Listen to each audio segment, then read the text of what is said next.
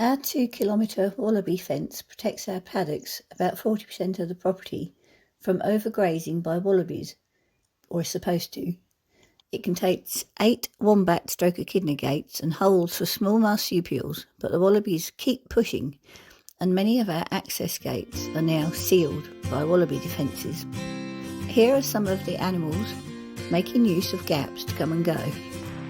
Eastern barred bandicoot. This mum eastern quoll has 5 babies who look old enough to leave home. She's done an amazing job.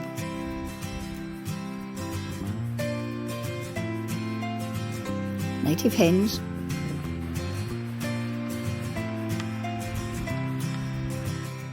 Chunky brush-tailed possums.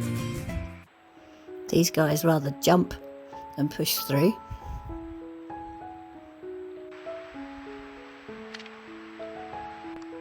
More quolls, eastern quolls.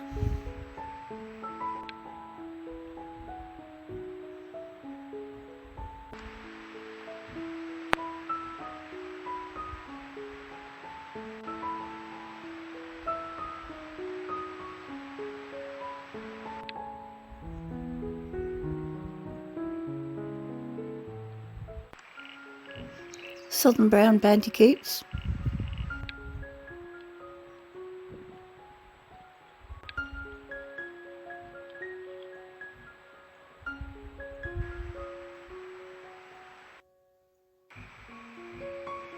This cheeky paddymelon, or rufous wallaby, is snaffling a mouthful of grass. And this little paddy manages to squeeze in through a tiny hole and out again.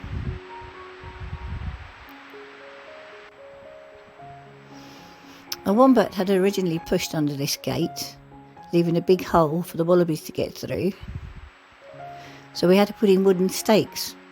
This particular wombat's found his way through other gates, the gates we'd made just for him.